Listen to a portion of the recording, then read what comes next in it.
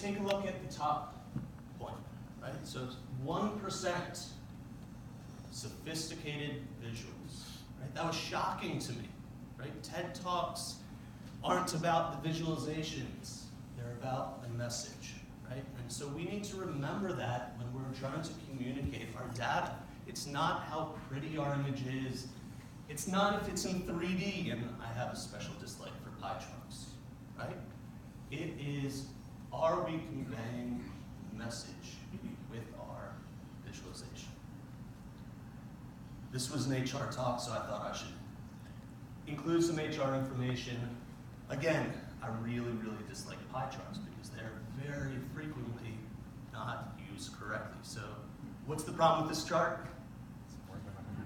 More than 100%, and this drives me crazy. And it doesn't matter if you try to hide the pie chart in some other manner, right? Essentially, it's a pie chart, right? It's a stacked chart. It's trying to compare across, but it's comparing within. This doesn't work. So how can we do this better?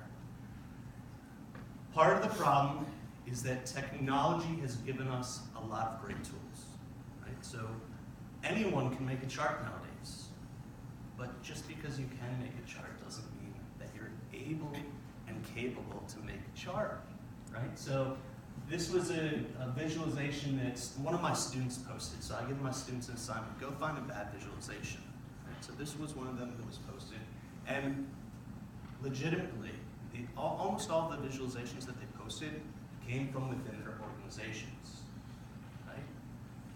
So, how can we clean up our visualizations to convey a message so that we can accurately, tell a story, try to drive decision-making at a higher level? So technology is helpful. How many of you have seen the new technology Microsoft is implementing? What is it? Nodding. AI. AI is going to solve all our problems because AI is going to tell us which visualizations we should be using. So I think that was announced on Tuesday. I don't buy it, right? How many of you have taken a visualization course?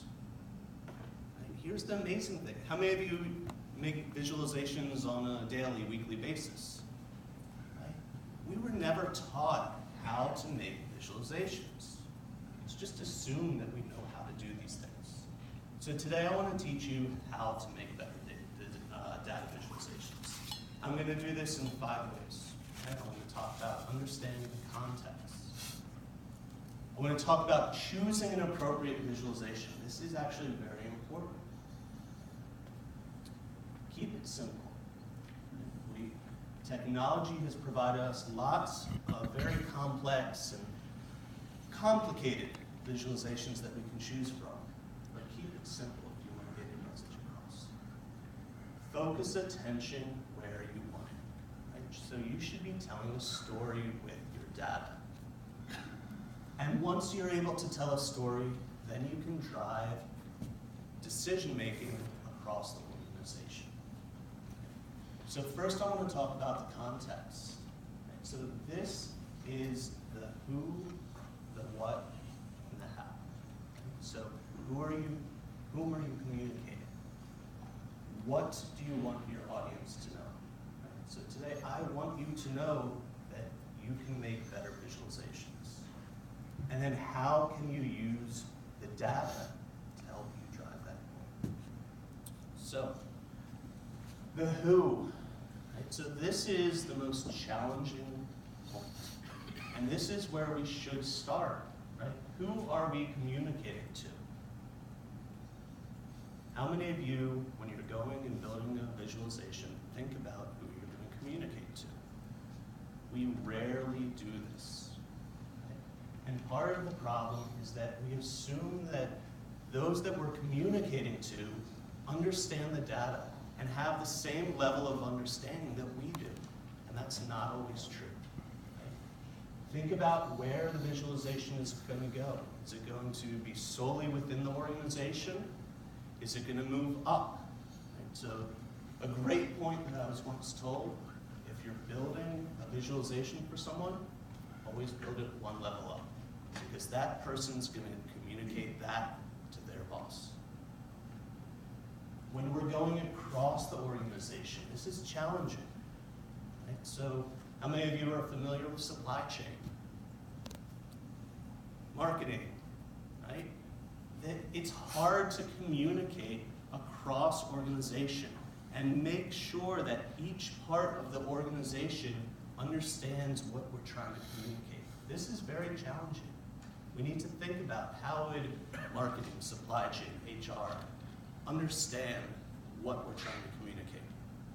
Let me give you a personal anecdote. Right? So after years of harassing me, I finally did one of these DNA genetic tests. Right? So my wife asked me to do this. I finally did it. Results came back. 100%. I have no genetic diversity. I look at that, I think, wow, that's amazing. No one in my bloodline, go 500 years back, no one deviated from the region that I come from. My wife looks at it, man, you're boring. People look at the data in different ways, and we need to think about that. How are people going to interpret the data that you're showing? Purity. I'm a purebred. My wife is contributing to the diversity of our children's DNA. She is the United Nations of genetic makeup. All right, the what, right? So this is challenging because many of the times that we are putting data together, we're just stating what's already known. And there's nothing very interesting there. We don't capture attention. What's more important is that we try to expose what we don't know. And lots of software is trying to do this and help. This is critical. And this is what's going to really differentiate your visualizations. Not confirming what we already know, but trying to help drive what's unknown. How we can change, how we can improve. So you're recommending we show both, or just do Typically, you have to show both. Right? So when I'm teaching data, right? So most of what we're building with visualizations are descriptive statistics. Right? There's almost every single visualization that I do, there's nothing complicated. It's sum, divide, multiply, add, subtract. Right? There's nothing complicated in there. It's summary statistics. Part of the challenge in exposing what we don't know is you might not be able to show that in a visualization. So let me give you an example. There's a brilliant paper that's coming out in Stanford. Right? So this is HR. I'll give you an HR example. Uber drivers, male Uber drivers make 7% more on average than female Uber drivers. Right? Why? Well, the data don't show that. You have to go and do some very complicated statistical analysis. And the reason why? Tips. Not tips. Percentage of drivers. Not that. Male drivers work at night when there's more people. Not completely that. That's not the number one. Number one is women drive slower. Interesting. The majority of that 7% can be explained by the women drive slower. The visualization can't explain that. The analytics can, but we can include that information. We'll talk more about that towards the end. Okay, so these are ways that we can, not just, we know that there's gender gap, right? Gender pay gap, but the why, right? What's interesting? Sometimes the data, as we visualize it, can't show it. We actually have to explain it. This is one of the other challenges, is the how. So how are the visualizations communicated? So are we working through email? Are we posting it on the web? Is it going out on some PowerPoint deck? Right? Who's going to utilize the visualizations? The level of control that you have varies in each case. Right? So I don't need to provide a lot of detail if I'm presenting a visualization in a talk, because I can speak to it. But if I'm emailing that out, or if I'm putting that in paper for publication, I better provide a level of detail that lets the reader understand what I'm trying to convey. This is really challenging, and this is something that we often overlook. Right? How is our data, how is our chart being communicated? Right, so I'm going to give you a few examples. So this came from DataViz, and this is average birthdays throughout the calendar year. We take a look and we see that there are certain days, certain times of year that there are more birthdays, right? So there are more births. And I found this amazing. I was obsessed with this chart. Right? It's pretty And cool. there's nothing special about it. It's presenting data, right? But it makes me ask why, right? And that's what I want your data visualizations to do, is ask why, right? So why is the 13th of every month less popular than every other day? Why is July 4th and 5th less popular? Why is Christmas less popular? Why is Valentine's Day more popular? I'm in May, and I still can't figure out why May 26th is less popular. Holidays, hospital schools. What's the holiday? Is it a holiday in the hospitals? I don't believe it's a holiday. It's often a holiday. It's often a Memorial Is Day. that Memorial Day typically? All right, so, I mean, we can start to infer connections, right? And that's dangerous. I ask my students, I warn my students about that, because we don't know why, right? I can make assumptions. Well, you can't schedule C-sections when the doctors aren't working, right? But I don't know that. My data is not communicating that to me, so we have to be careful, right? So I like this and the fact that it gets me thinking. I really want to learn more. I want to dig into it. And I want you to think about that. Like, how can you create a chart, a visualization that does that within your organization? Any ideas as to why September most popular month? 40 weeks back is Christmas, New Year's Eve. Yeah. I found that very interesting. All right. So this is the technology that Matt was alluding to. So this is live slides, and Matt said that you have seen Poll Everywhere. This is a sister software from Poll Everywhere. And so I'm streaming this live from the Wall Street Journal website. Right? So again, an HR group, so I wanted to do something HR. And I actually really like this. I thought that this was a great visualization because it's engaging and it makes me want to ask why and learn more. And the thing that I especially like about it, Excuse me, Carl, would you say again the name of the tool that allows you to pull live from the web? live slides. Live slides. Thank you. So let me get my cursor.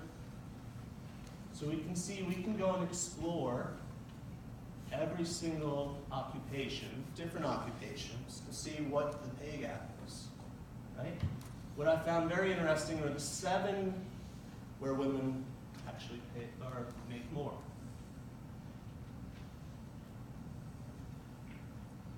Starting with meter readers, highway maintenance workers, dietitians, telecommunications installers,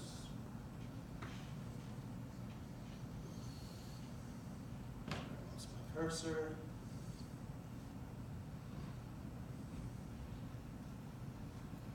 There it is.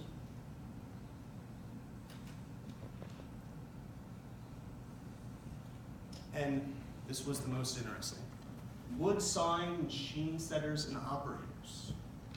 Right? So various interesting occupations where women make more, and I can actually go, and this is a bit of a pain because the person is disappearing, and I can go and explore my own occupation. So operations, research analyst. Right? So the gender pay gap is 82%. So I can engage with the charts, right? I like this. I can dig deeper. I can go and find things that I am of particular interest in, but it's also generalized, right? This is the Wall Street Journal. It's out there for anyone to consume. All right, second point, choose an appropriate visualization. Right, so this is a bit challenging. We see that the software is trying to make it a little bit easier. So if anyone uses Tableau in particular, it limits our choices based on the data structure and the data itself. So this comes from Click, right? So I see Lise Gardner lists 3 big players, so Microsoft, Tableau, and Click. I have not used Click. Has anyone? I'd be interested to hear about if anyone did. QLICK. QLIK. Click. Right? So it looks to be pretty nice software, but I'm more interested in, they have this heuristic. Right?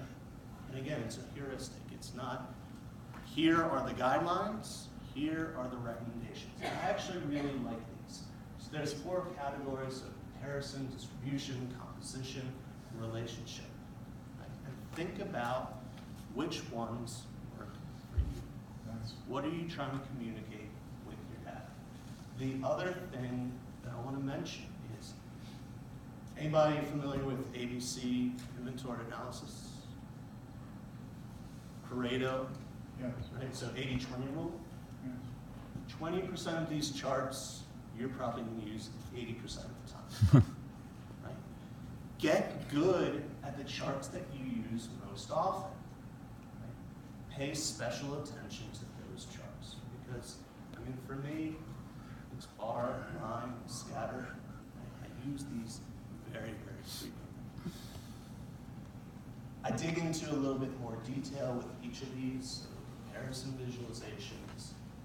You know, again, I really like column, bar, and line. Okay? So line if you're looking for anything over time, column if we're comparing specifically quantitative data, and then if we're using qualitative data, I tend to use bar. Comparison ones. So these drive me nuts. These are frequently used improperly. Right? So tread with caution here. Right? So I see stacked column charts used very frequently improperly. The pie chart, the dreaded pie chart, I see it used improperly frequently. We are looking to compare within group when we use these. Make sure that that is what you are trying to communicate if you are using one of these charts. Can we find this out on Click? We can see the same, we get the same. I pulled this off. I think I pulled this, so this screen presentation was the site that had it listed. And you have my slides. Thank you. So distributions, right? So I work with statistics every single day. I love statistics. Distributions are beautiful. They help us identify outliers. They help me identify problems. And so I come from an operations background. Right? So my first job out of college was I worked at Ford. Every single day I would get into the white room with a team of engineers and we would look at charts, distributions, and just by looking at the chart, we could tell the health of our manufacturing facility. We could identify problems, and we could address them before those vehicles left the building. Right? Visualizations, if used properly, can be very, very powerful tools. The last one is relationship. Right? So we're seeing more and more of these becoming available and utilized. In particular, I like utilizing the relationship or heat map with the one big one that's missing from this, geographic, right? And We are seeing more and more geographic visualizations. I love Tableau for geographic visualizations. I detest Microsoft. Right? There's a lot of catch-up that Microsoft has to do in that realm. And in particular, if you've opened up the Excel, I really don't like 3D maps, right? Don't do 3D. Please promise me, nothing 3D. All right. Kyle, I can Yes. already tell that we need to have you come back and do part 2 of this program. Can you, I hope that we can maybe have you make a regular visit to help us get to a higher level of visualization. Would you make sure to drive through this and allow us to get Jim up by about 11:15? Yeah. Thank you. So, other considerations, we work with data in real time. Make sure that your data are connected and update in real time. We can work in multiple dimensions now. Right? So I'm going to skip the visualization. I'll let you go and explore these on your own. But you can increase interaction by engaging with animations, by engaging the audience. Right? So the first example I had, take a look at this on your own time, but Gapminder, Dr. Hans Rosling, presents data, and if you haven't watched his TED Talks, go watch his TED Talks. Name again? Gapminder, And the person? Hans Rosling, right? And you can go and there's so many levels of data here. We have country level data, population, income, life expectancy. You hit play, and you can actually visualize how this changes over time, right? This is amazing. This inspires me to make good visualizations, right? Go find good ones that you like and try to mimic them. The other one, so I'll skip this if you do want to contribute. I'm going to roll over this real quick. Engagement, right? So I'm sure most of you are on your phones or computers, right? Make sure that you're engaging the audience. If you engage the audience, you can pull information real time. I do this almost every single week in my classes to make sure that we're moving at a good pace. Right? It gives me information about how I'm doing within my course. All right, keep it simple. Right? So there are a few different things that we have to consider here.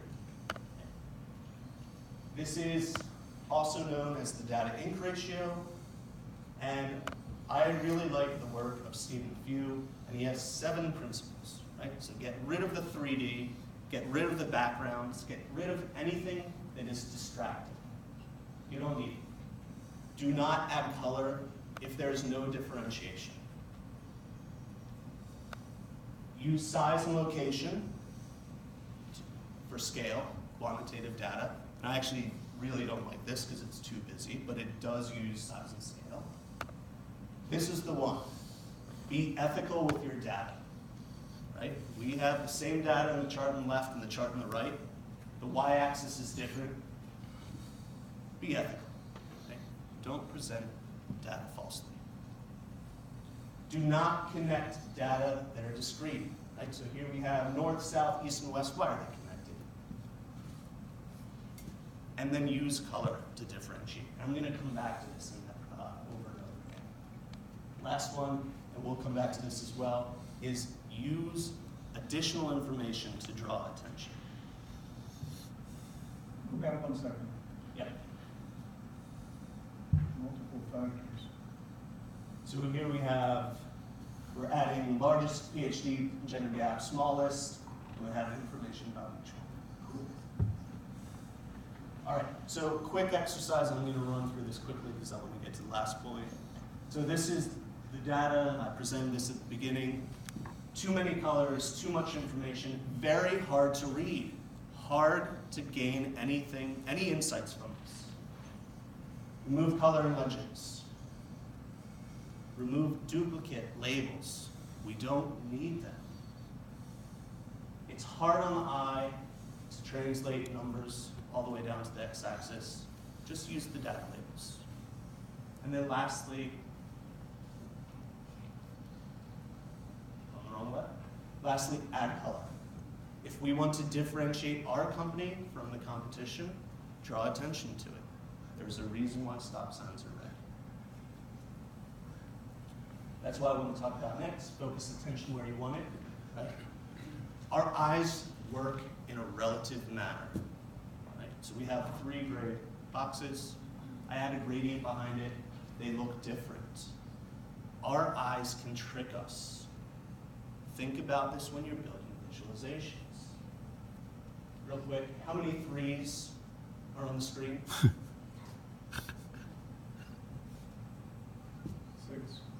7. How many 3s are on the screen? Right? We can use color to draw attention to what we want. Use this with your visualizations. This is called pre-attentive attributes of visual perception. Right? So this was something really interesting that I learned about. I'm not big into the form, but color, position, and motion maybe. Right? Color and position matter. We all read left to right, up to down. Position can matter. More importantly, color, specifically hue, intensity, works really well at drawing attention to what we're trying to say.